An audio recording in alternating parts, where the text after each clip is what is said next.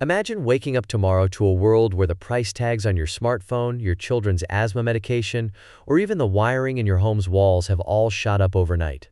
Not because of inflation, but because a single political decision just rewrote the rules of global trade. This week, President Donald Trump sent shockwaves through global markets and diplomatic circles alike by unveiling a sweeping set of new tariffs, targeting two of the world's most critical sectors, copper and pharmaceuticals. This isn't just a policy tweak, it's a dramatic escalation in the United States trade strategy, one that could ripple through your wallet, the global economy, and America's role in the world for years to come. Are we witnessing the start of a new era of protectionism, or just the latest move in a high-stakes, global chess match? And could these tariffs ignite the next round of a trade war that touches every corner of the planet? To grasp the stakes, let's take a step back and look at how tariffs have shaped the United States for more than 2 centuries. Tariffs, essentially taxes on imported goods, have been part of America's economic arsenal since George Washington's day. In the early 19th century, they helped shield fledgling industries from foreign competition. Throughout the late 1800s, they were used to nurture everything from steel to textiles. But tariffs are a double-edged sword. The infamous Smoot-Hawley Tariff Act of 1930, intended to protect American jobs during the Great Depression, instead triggered a global backlash. Countries around the world retaliated. Trade collapsed. The Depression deepened, with unemployment and poverty soaring to previously unimaginable levels. After World War II, scarred by memories of economic disaster, the United States became the world's champion of free trade. American diplomats helped craft the General Agreement on Tariffs and Trade, better known as GATT, which evolved into today's World Trade Organization. The goal was clear: lower barriers, boost growth, and tie nations together through prosperity. The formula worked for decades, but in recent years, protectionism has crept back into fashion. Political leaders across the globe have questioned whether free trade truly serves their people, or just the bottom lines of multinational corporations. President Trump's latest tariffs on copper and pharmaceuticals are not random acts. They are part of a broader strategic shift, building on a series of sector-specific measures already imposed during his second term. Earlier this year, the administration stunned trading partners by slapping a 10% tariff on nearly all imports, affecting everything from French cheese to Japanese electronics. Those tariffs were temporarily paused after fierce backlash, but Trump has now doubled down, pledging there will be no further delays after August 1st. The message to America's trading partners is clear: the era of business as usual is over. Let's start with copper, a metal that might not grab headlines, but is absolutely essential to the modern world. From the wires that power your smartphone and electric vehicle to the pipes in your home, copper is everywhere. It is the unsung hero behind the green energy revolution. Solar panels, wind turbines, and electric cars all depend on vast quantities of copper. The United States imported roughly $17 billion worth of copper in 2024 alone, much of it from Latin America and Canada. When President Trump announced a 50% duty on copper imports, the reaction was immediate. Copper futures in New York soared by more than 12% within hours, and analysts at S&P Global warned of looming supply shortages. John Mothersole, a respected analyst at S&P Global, did not mince words.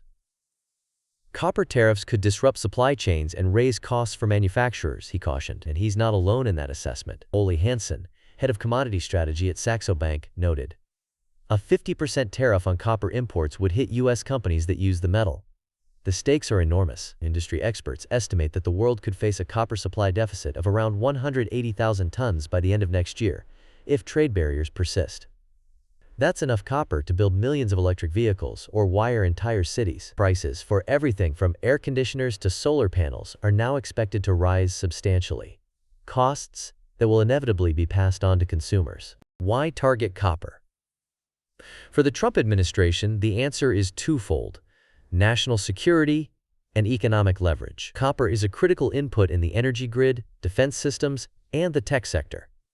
Disruptions could have cascading effects across the economy. By raising tariffs, the White House hopes to force companies to source more copper domestically, revitalizing American mining and manufacturing. Commerce Secretary Howard Lutnick insists that these measures are about making America the best place to build and innovate. But critics argue that the plan risks backfiring, raising costs, reducing competitiveness, and triggering retaliatory strikes from abroad. Now, let's turn to pharmaceuticals.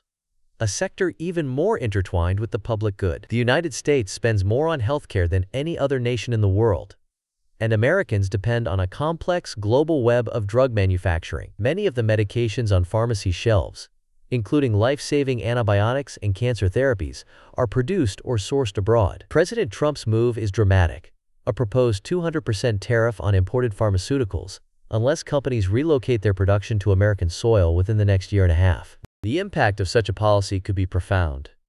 Pharmaceutical giants like Pfizer, Amgen, and AbbVie saw their stocks dip after the announcement. Michelle McMurray-Heath, president of the Biotechnology Innovation Organization, warned, "Tariffs on pharmaceuticals will stifle innovation and harm patients." The Food and Drug Administration quickly issued a report flagging the risk of drug shortages should tariffs push up prices or block critical imports. For millions of Americans who rely on daily medications, this could mean paying more at the pharmacy, or, in some heartbreaking cases, not getting needed medicines at all. Kenneth Rothman, a leading health economist at Boston University, put it bluntly, "Pharmaceutical tariffs will increase drug prices for American consumers." David Ricks, CEO of Eli Lilly, echoed that fear, warning that tariffs on drugs would ultimately hurt consumers. The logic is clear. Higher costs for manufacturers mean higher prices for patients. And for those with chronic illnesses or tight budgets, even a small price hike can be devastating. But the Trump administration argues that tough medicine is needed to cure America's trade imbalances and revive domestic manufacturing. The White House plan gives pharmaceutical makers up to 18 months to shift production back to the United States. In theory, this could mean new jobs in cities and towns that lost factories decades ago. Commerce Secretary Lutnick is optimistic, insisting that this is about bringing good jobs back to America and ensuring our supply chains are secure. Yet the cost of such a transition is staggering. Building new plants, training workers, and securing regulatory approvals could take years, not months. Industry analysts are deeply skeptical. Chad Bown of the Peterson Institute for International Economics warns, "Tariffs are taxes that disproportionately harm consumers and businesses." Edward Alden, senior fellow at the Council on Foreign Relations, adds, "Sector-specific tariffs are often ineffective and lead to unintended consequences." The history books are full of examples. From steel and autos in the 1980s to solar panels in the 2010s, where tariffs failed to deliver the promised manufacturing renaissance. Instead, they often triggered price hikes, supply disruptions, and, in the worst cases, outright trade wars. And that brings us to the looming risk of retaliation. When one country raises trade barriers, others rarely sit idly by. Major trading partners like the European Union, Japan, and Canada have already signaled they are exploring their own countermeasures. Some are eyeing new tariffs on American tech firms, agricultural exports, or imposing tougher regulations on U.S. companies operating abroad. The threat of a broader trade war is real. In the past, such conflicts have spiraled quickly, dragging down growth and sending shockwaves through financial markets. Christine McDaniel, a senior economist at the Mercatus Center, is unequivocal. Trade wars ultimately make everyone poorer. The Business Roundtable, representing some of America's largest corporations, issued a rare public warning, cautioning that sweeping tariffs could unleash economic chaos. Rufus Yerxa, president of the National Foreign Trade Council, calls tariffs a blunt instrument that can have unintended consequences for American businesses and consumers. Let's look at the numbers. The Peterson Institute for International Economics projects that tariffs like these could hike consumer prices by an average of 2.3% next year, costing U.S. households nearly $3,800 each. The U.S. average effective tariff rate for consumers is now 6.9%, the highest it has been since 1969. For context, that's more than double the rate seen in the early 2000s, before the last major round of tariff hikes. And those numbers don't even account for the ripple effects, lost jobs, stunted investment, and the invisible costs of supply chain disruptions. It's not just copper and pharmaceuticals in the crosshairs. The White House has also ordered probes into imports of lumber, semiconductors, and critical minerals, with more tariffs likely on the horizon. The U.S. Trade Representative is considering duties on semiconductors from Vietnam, Malaysia, and Singapore, countries that have become vital links in the global electronics supply chain. If these tariffs go into effect, the cost of everything from smartphones to solar panels could spike. And as supply chains shift, companies may face mounting pressure to relocate operations, creating winners and losers across continents. The international response has been swift. European leaders are quietly preparing a package of retaliatory tariffs, targeting emblematic American exports like Harley-Davidson motorcycles, bourbon whiskey, and even digital services provided by big tech firms. In Asia, Japanese policymakers are weighing new restrictions on imports of American agricultural products, while Canada is threatening to challenge the measures at the World Trade Organization. These moves are not just symbolic, they reflect real economic pain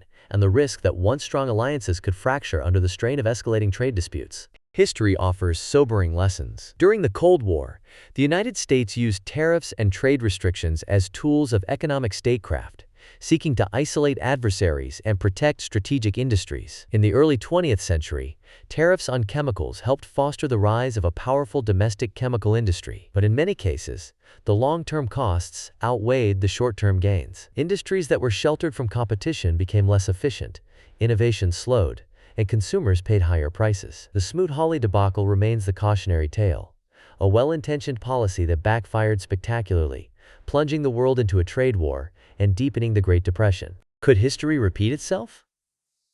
Some experts believe that the scale and scope of today's globalized economy make the risks even greater. Supply chains are now so tightly woven across borders that a shock in one sector can quickly cascade into others. Thomas Duesterberg of Denton's Global Advisors warns, these tariffs will raise costs for manufacturers and ultimately impact consumers. Companies that rely on imported components, think automakers, electronics giants, and construction firms, face tough choices. They can try to pass higher costs onto consumers, cut jobs, or even consider moving some operations overseas to avoid the tariffs altogether. For the average consumer, the impact is likely to be felt in the checkout aisle and at the pharmacy counter. According to the Peterson Institute, tariffs could raise average household expenses by $3,800 in 2025. This means higher bills for everything from laptops to refrigerators, from children's medication to energy-efficient appliances. If you work in manufacturing, there may be new job opportunities as companies reshore production,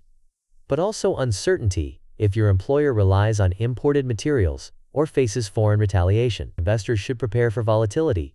Some stocks, like domestic copper producers, may benefit, while firms dependent on cheap imports could struggle. Pharma executives and healthcare advocates warn that the most vulnerable will pay the highest price. Drug shortages, already a concern in recent years, could become more frequent if tariffs disrupt global supply chains. The FDA's recent report highlights the risk that patients could face gaps in access to critical therapies, particularly for rare diseases or specialized treatments. Innovation in the pharmaceutical industry could also suffer, as companies divert resources from research and development to navigating new trade barriers and compliance hurdles. But could there be a silver lining? Some optimists argue that these tariffs might finally force companies to bring manufacturing back to American soil. The president's plan gives pharmaceutical makers up to a year and a half to shift production.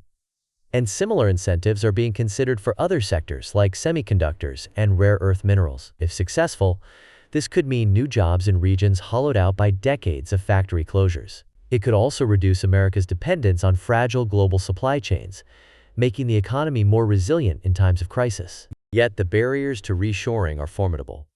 Building new factories is expensive and time-consuming.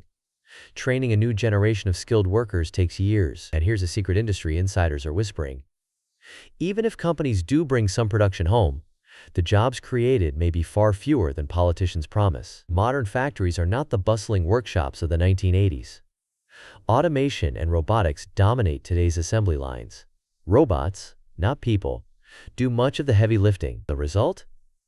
A handful of high-tech jobs, but not the mass employment of years past. Beyond economics, there's a geopolitical dimension to these tariffs. By targeting sectors like copper and pharmaceuticals, the United States is signaling its willingness to use economic power as a tool of national security. This could reshape alliances and rivalries in unpredictable ways. Countries hurt by the tariffs may seek out new trading partners, forming alternative blocs and bypassing U.S.-dominated supply chains. Some may challenge the tariffs at the World Trade Organization, triggering protracted legal battles. Others could retaliate in ways that hurt American interests abroad, from agriculture to technology to finance. For business owners, the message is clear. Resilience is more important than ever. Diversifying suppliers, investing in local production, and building flexibility into supply chains will be key to surviving an era of shifting trade winds. Those who adapt quickly may find new opportunities, while others risk being left behind. Policymakers face an even tougher challenge: how to balance national security with global cooperation.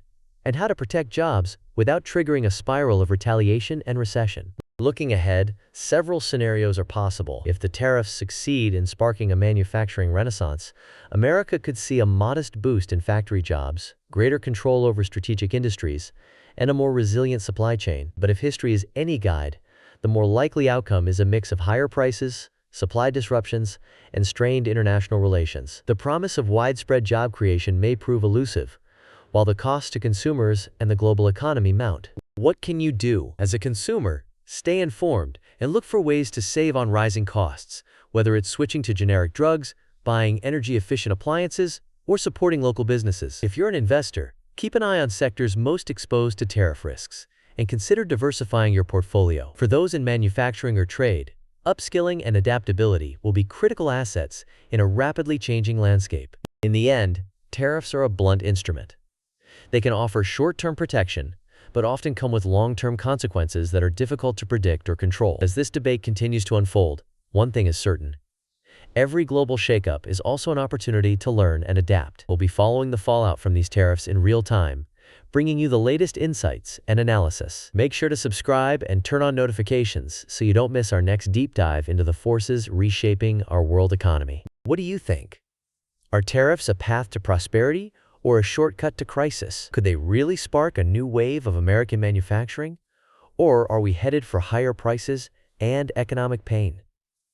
Let us know your thoughts in the comments below. And as always, stay tuned for more stories that unpack the economic and technical